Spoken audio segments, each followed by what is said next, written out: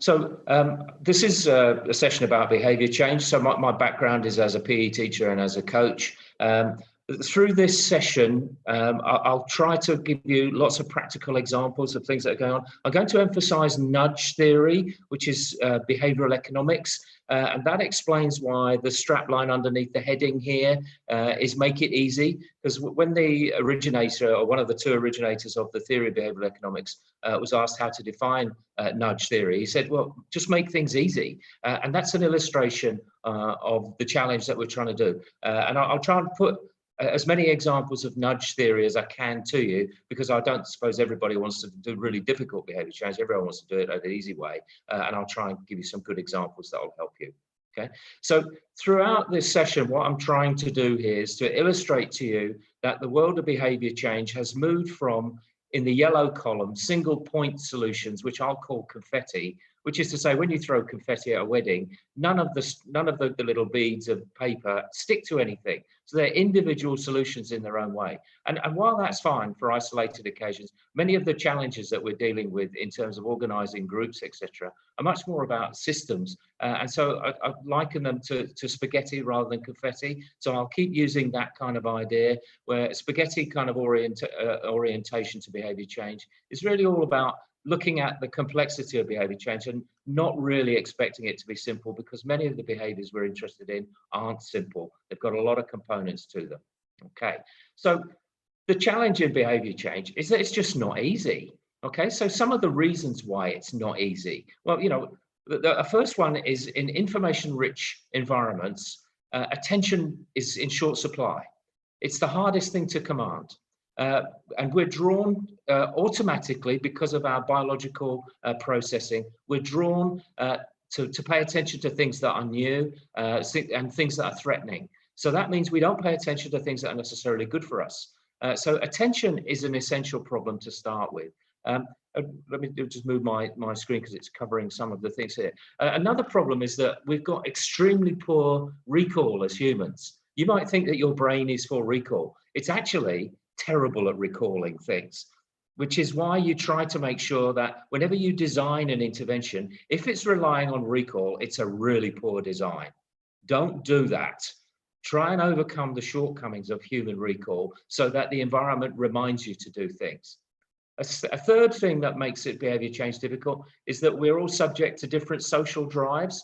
And if you think that our brain is designed to keep us alive, and that's its principal function, in the absence of wild animals attacking us and that kind of thing, we don't have that kind of threat.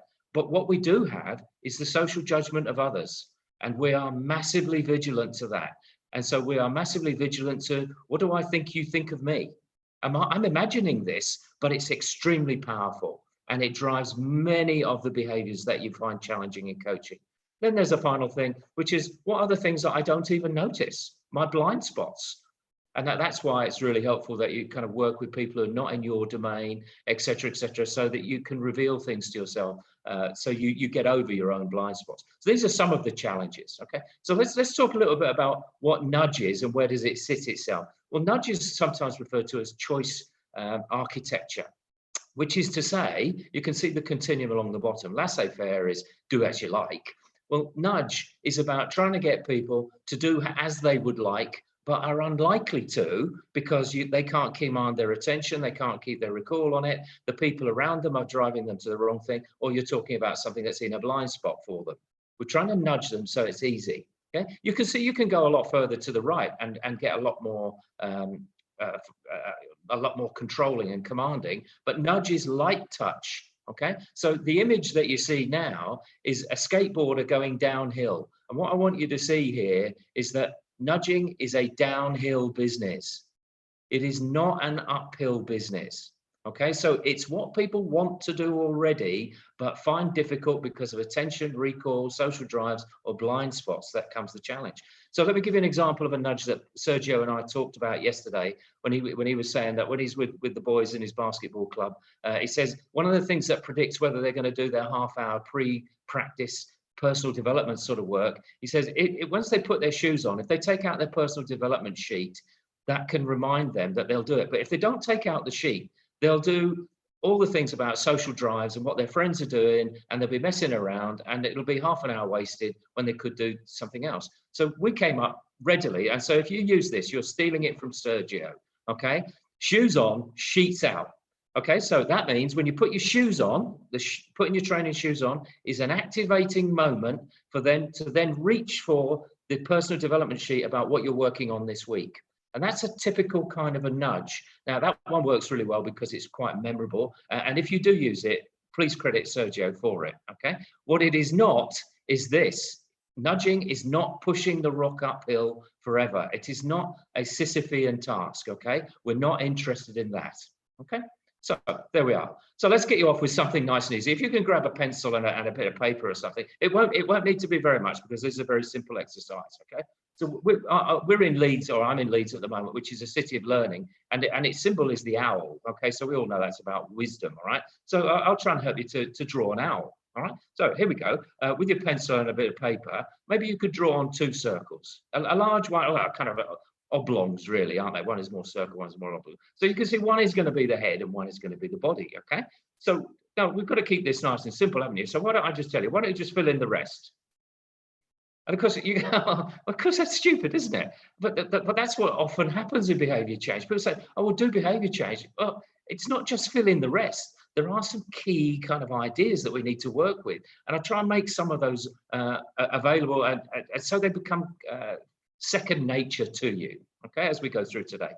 So here is a kind of a display of some of the things that nudge type theories have been used to develop and to really make a profound difference to. Now, you are almost certainly being subject by nudges or subject to nudges every day. And I'll try and give you some examples, but I'm going to focus essentially on sport examples. And I was thinking here, if you've got, I call them problem athlete goals. I don't mean that they're particular problems, but they're things you'd like to see something do better. And the athletes, maybe the kids you coach want to do better in these things as well. So I could pick up some of these with kind of rest and recovery. How are the kids doing in terms of getting enough sleep? Are they eating the right foods? How many of them are actually turning up to training on time? So training attendance is often a challenge, right? And suddenly you start going, oh yeah, there's a few things here that I might want to do. You can use nudging to help any of these. It's just a matter of thinking through on what is the scale of the challenge. Are we looking at it as a confetti problem, or are we looking at it as a spaghetti problem? The more you look at it as a spaghetti problem, the more demanding it is for you, but the more likely it is your program is going to be successful. So here are some examples from a study published last week. It's showing you 145 companies and non-profit organizations about which types of nudges they use, okay? And what you can see is all of them are using 50% of the respondents. They could answer as many as they want, tick as many as they wanted. 50% were using these kinds of nudges. Now, what I'm surprised at from this slide is that the elements in green are massively underused, but are hugely influential, which is to change the organization, the thing that surrounds you, its structures and processes. Only half the groups are using that. That's a really important missed opportunity for organizations. Incentives, rewards doesn't mean money, though it could mean money. It can mean attention, it can mean recognition, and all kinds of things like this, where you can see there's only 57%. There's a lot of room for operation here, so you can choose what suits you and fits with how you prefer to operate. So part of our challenge in terms of working in behaviour change is that we want to imagine we know why people are doing things, and we want to know who the groups are. And mostly we're not right. So what we need to do is to get behind the real why and the hidden who. Now, the real why is, what's the real reason? I could say to myself, Jim, I'm having a private conversation with myself. What's the reason why you're not a better coach, Jim? And I've really got to look into myself and go, well, you know what it is? I'm not going to tell you what it is, but you get the spirit of where I am. There's a real why that I don't want the rest of the world to know, okay? And then there's a hidden who. And why you need to know this is, how many people are like me around the real why? Because that can tell you how systematic and what scale you need to operate to make a difference in your group. Okay? So the real why and the hidden who is where the action is. All right. So let me give you some examples then. Hand washing. How are we going to deal with the problem of hand washing? The chart that you see here shows the proportion of people in an American hospital system who are upholding the hand hygiene rules. And you can see that as they shift along the horizontal, as they get more tired and they're in there more, there are fewer and fewer people upholding the standards. So what would you do to solve that? You see the problem, it's hand washing, all right? You choose from what I'm going to offer you now. You can have one, which is a confetti approach, or you can have a spaghetti approach, which is combinations, okay? So some examples. So this is what a school teacher has done. Ask the children in the class to wipe their hands on a piece of bread, mark the conditions inside a plastic bag, and then sealed the bag, sealed the bread inside a bag, and put it under the blackboard in the classroom and left it for 2 weeks. This is a scare tactic, and what you should see is touching your Chromebooks is worse than anything else. There you go. That's a message for us all. Clean your keyboard regularly and often. Okay, so would you do that? That's a scare tactic, and that runs out of juice really quickly because you no longer stay scared. Okay, not a useful strategy for long-term change. Good for short-term. What about this? What if we put some signs up in and around where people might need to do it? So maybe you put these signs up in the loo. We've got two types of signs here. We got one by the sink to remind you, but if you're going by the sink, that's great. But if you're not getting the attention of being near the sink, so if you've come to the loo and you go straight out without seeing the sink, that doesn't work. The second sign, the one at the top, is giving you an explanation of why you should bother. Now, you might not be interested in the spread of germs, so it might fail on that front. But you can decide whether you think you could do this and scare. You could do this on the way out from the loo, which is you could have a sign which says you washed your hands, or if you didn't, you use this handle. Of course, you already see the problem, don't you? If there's people other than you in the loo and they're watching you, this is the social pressure, then you, if you didn't wash your hands, are going to use the ones which says you did, because you know the social judgment of others is very important. That undermines the effectiveness of that. And here's one. You come out of the loo and you didn't wash your hands, and there's an alarm bell rings, and everybody knows now that you're the guy who didn't wash his hands. Okay, what does that do? That activates stereotype threats, which means that people are never going back to that loo. All they do is avoid that situation because they've lost social standing because of that.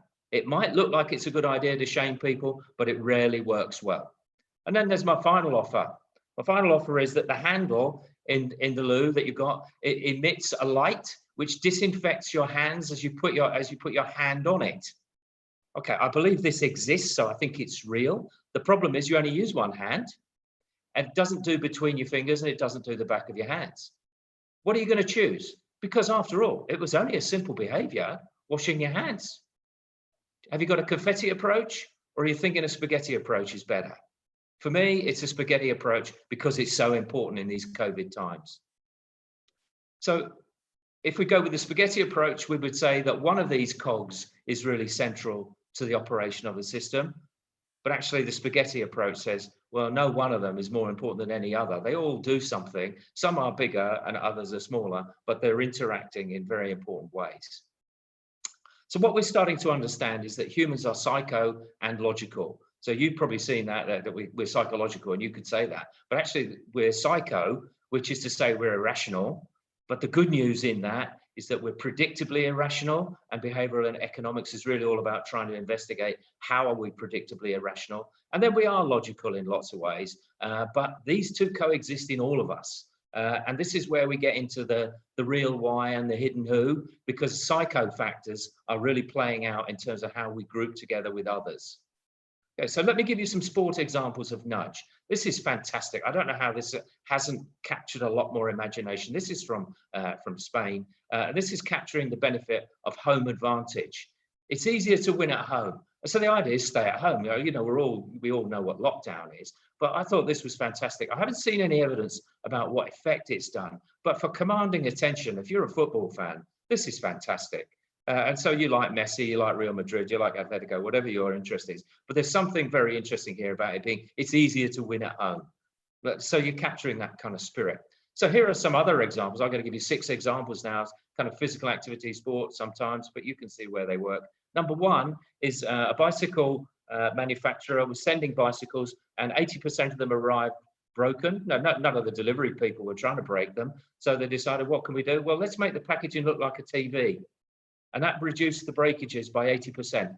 Nobody had to be told what to do. It just gave the impression of being a TV, and suddenly it was treated better. The problem of recall is illustrated in number 2. This is from 1969 and Apollo 11. The astronauts needed help to remind themselves what day it was. If you're taking drugs, number 3, a little reminder here, it's Monday. If the pill is still in there, you haven't taken your tablet today. That's a perfect example. Okay, so good nudges.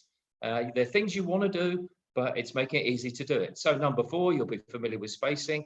What we're learning in local work here is that if your circles are too small in number 4, then people don't see them, so you don't have the issue about attention, so you're not dealing with that. If they're large and people can stand inside them, so they're like hula hoops on the ground, that is much better. Equally, if they've got an interesting message in them, that could be really interesting, so that people can pay attention to that. The point about the circles, though, is they tell you where to stand, so it's very directed. Number 5, use your sunscreen. It's pretty obvious what it's telling you if you don't use it. And number 6 is very social, and I think it's really interesting. This is the South African rugby union team. The numbering on their shirts showing pictures, showing a picture of people who are likely to be their own supporters. So when you pull this shirt on, you are representing all the people in South Africa.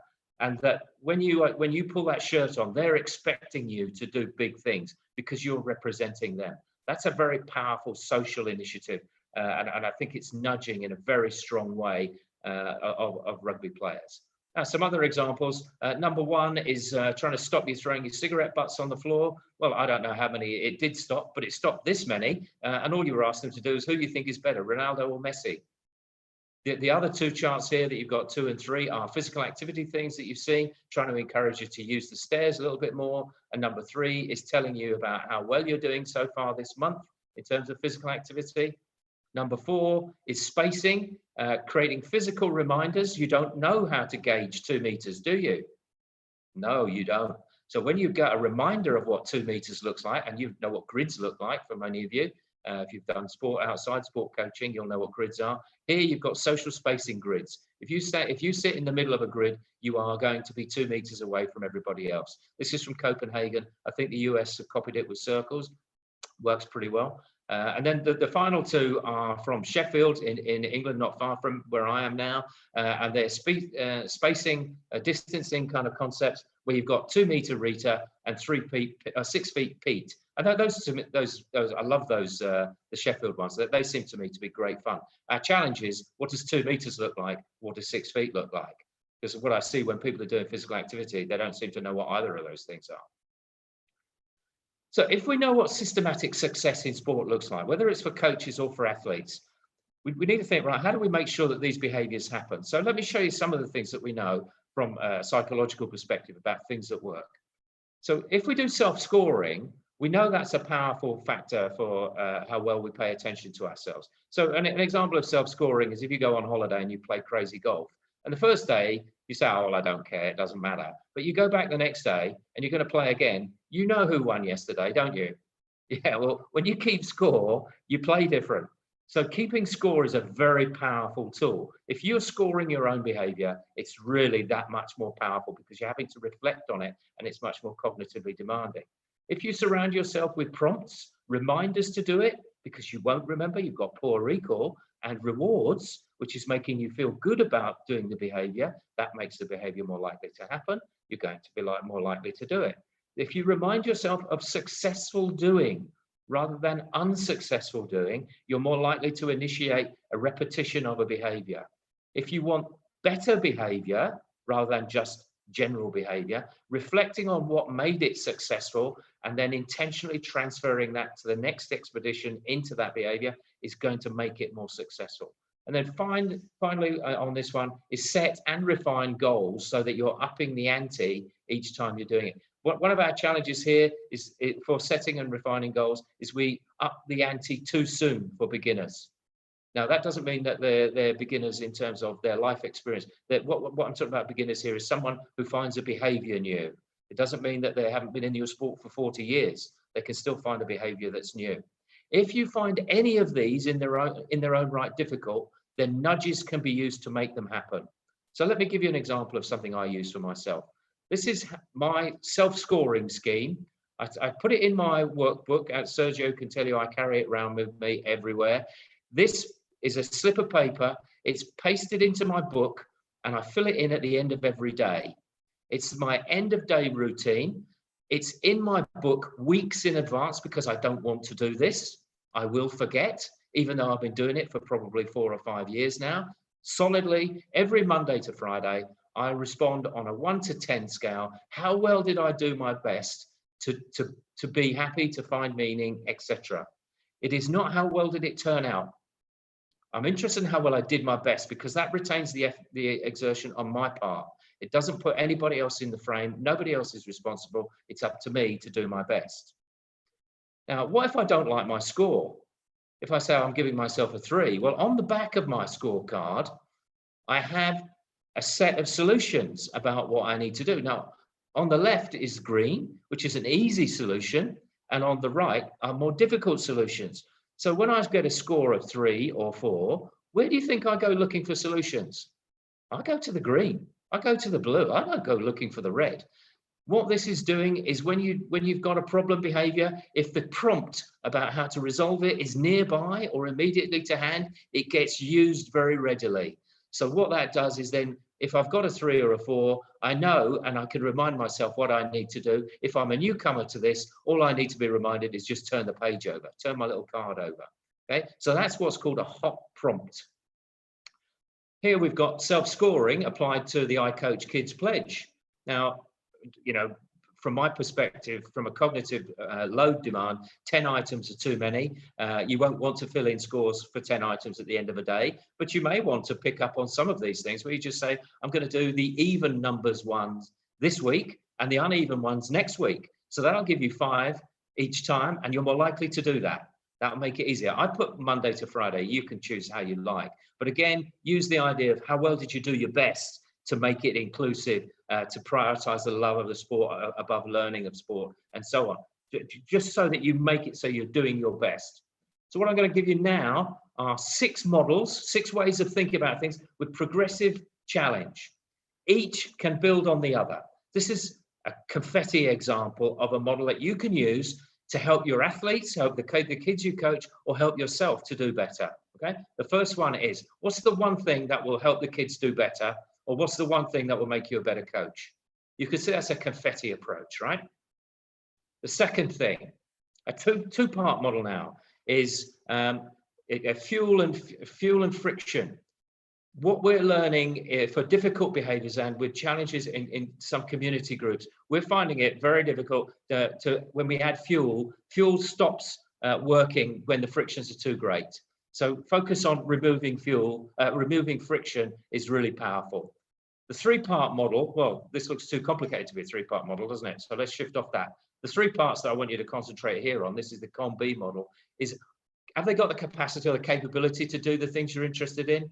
Do they have the opportunity? So if you want them to practice things when they come on court, are the balls arranged in a particular place? Are the cones set out so they know exactly what you want them to do? And do they have a want to do it? This is COM-B, so capability, opportunity, and motivation. Do they have the want? You feel it getting more complicated now? Good.